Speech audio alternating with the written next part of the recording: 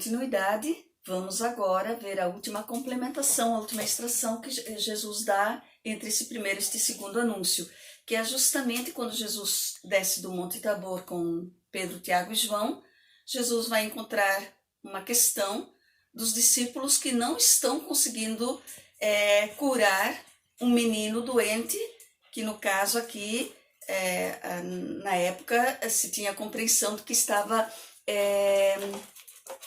possuído por demônio. Na verdade, hoje nós sabemos, quero deixar bem claro, demônio, mal, diabo, tudo existe, tá? Mas havia uma compreensão, por exemplo, não se conhecia algumas doenças, entre elas a epilepsia, e que a isto se atribuía a presença do demônio na pessoa. Então, Jesus está aqui diante de uma criança que sofria de epilepsia e que os discípulos não estavam conseguindo expulsar, ou seja, curar este menino. Então, estavam inutilmente tentando expulsar esse demônio impuro de um menino doente. Se nós olharmos no capítulo 6 de Marcos, nós vamos ver que os discípulos eram capazes, estavam conseguindo fazer isto, mas agora já não. Por quê? Porque a fé deles em Jesus estava se enfraquecendo.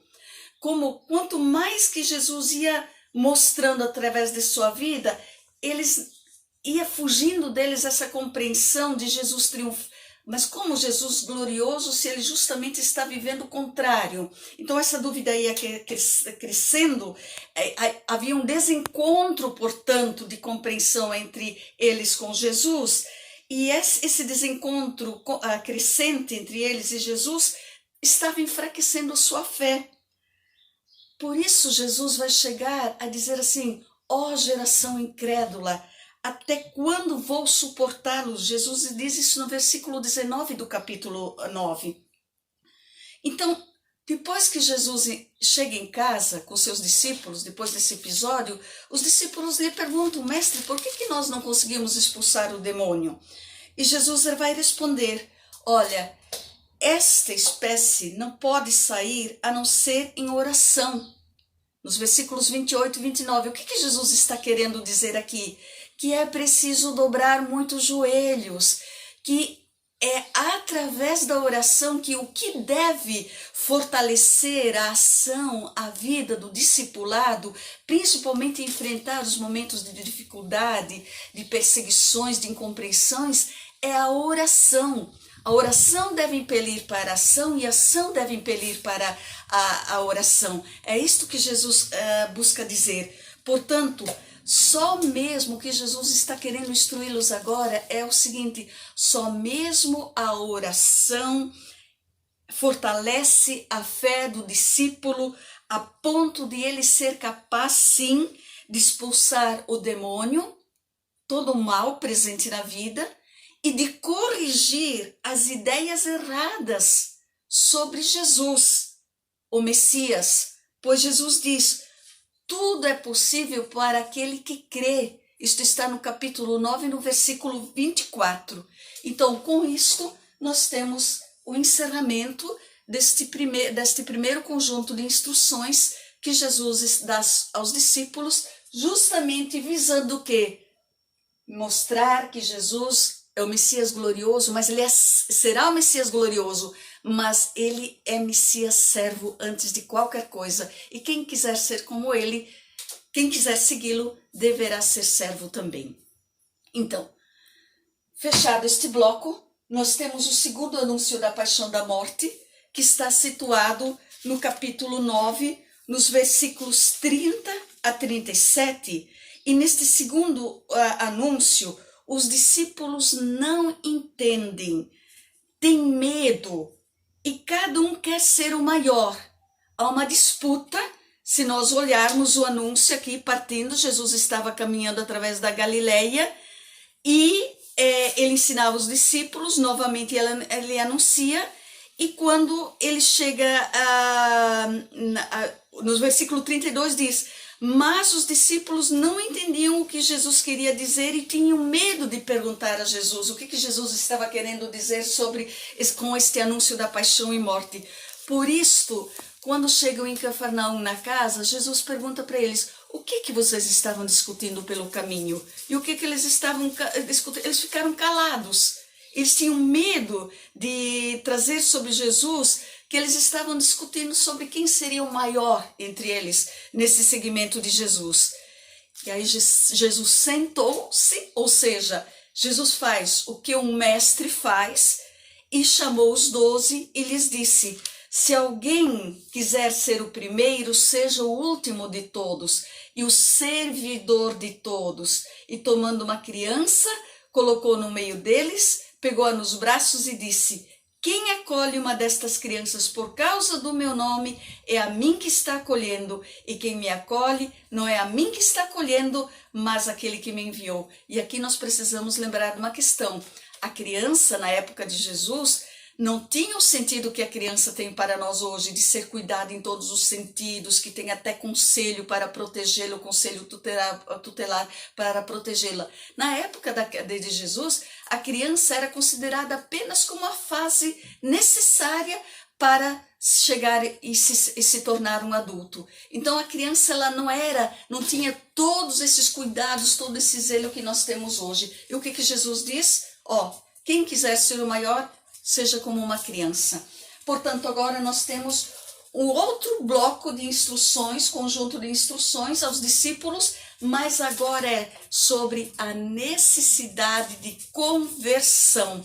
Conversão pessoal, conversão comunitária, para poder seguir Jesus Cristo e anunciar o seu evangelho, assumir a sua proposta. E este conjunto de instruções, ele nós temos aqui 6 elementos, ou seja, 6 episódios, poderíamos dizer assim, 6 complementações sobre a mudança que deve ocorrer na vida do discípulo e da discípula que aceita caminhar com Jesus até o Calvário. Portanto, capítulo 9, versículo 38 até o capítulo 10, o versículo 31. Vou tentar trazer presente isso de uma forma sucinta. Primeiro, Jesus salienta que os discípulos e as discípulas não são os donos de Jesus. No relacionamento com os que não são da comunidade, Jesus pede o máximo de abertura.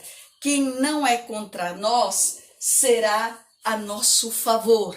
É o que nós temos aqui quando os discípulos chegam para Jesus: mestre, vimos outras pessoas expulsando, que não fazem parte do nosso grupo, expulsando os demônios em teu nome. Então Jesus diz assim, para um seguidor não é dono de Jesus. Se quem não está contra mim, ou seja, quem está fazendo o que eu faço, está junto comigo. É o que Jesus está querendo dizer para os discípulos. Quem não é contra nós, está a nosso favor. Versículos 38 ao 40 do capítulo 9.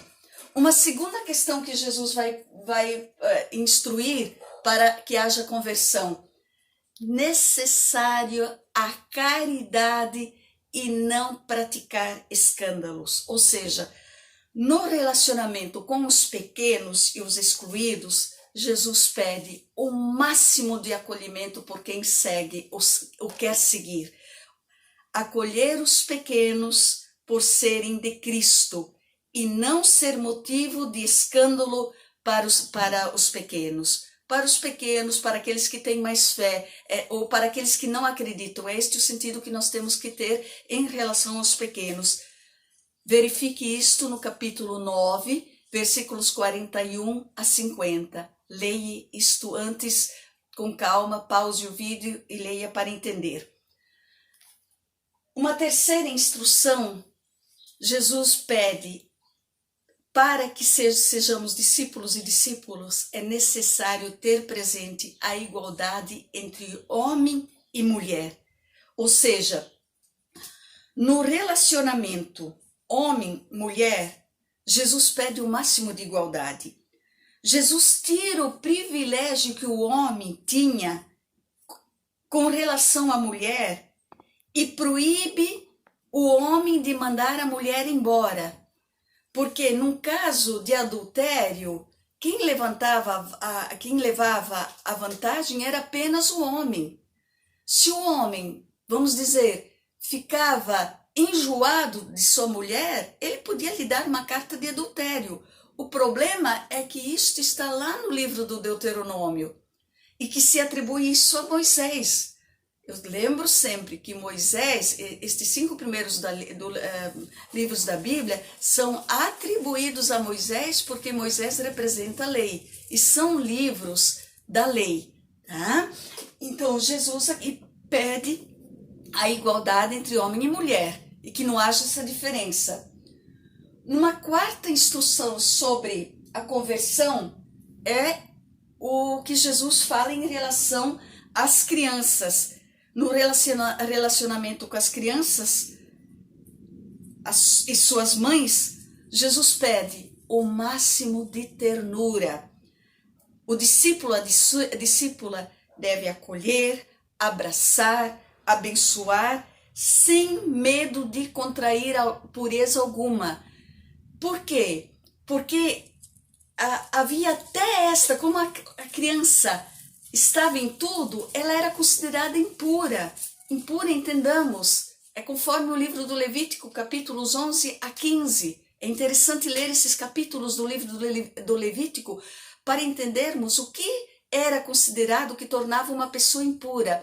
E uma criança, por estar em contato com tudo, que não tinha ainda essa dimensão de que a lei proíbe isto e aquilo, que não pode tocar, não pode estar próximo, enfim, a criança era considerada impura. Entenda, impureza no sentido de pecado. E Jesus, isso está no capítulo 10, nos versículos 13 a 16. Portanto, abraçar, acolher, abençoar. Por isso Jesus toma a criança, senta no colo, dá carinho, abençoa, para mostrar aos seus discípulos. Eles com certeza ficavam pasmos diante das atitudes de Jesus. Depois, numa quinta instrução para a conversão, perigo diante das riquezas. Jesus vai alertar lá nos versículos 17 a 27 do capítulo 10. Jesus vai dizer, no relacionamento com os bens materiais é necessário o máximo de abnegação, o máximo de renúncia. Ele diz, uma só coisa falta. Isto é o episódio de Jesus com o jovem rico. Vai, vende tudo o que tens e dá aos pobres, ou seja, partilha aquilo que tu tens. E numa última instrução, a sexta, Jesus vai falar sobre a partilha e comunidade, ou seja, no relacionamento entre os discípulos, Jesus pede o máximo de partilha. Quem deixar irmão, irmã, mãe, pai, filhos, terra, por causa de Jesus e do Evangelho, terá 100 vezes mais.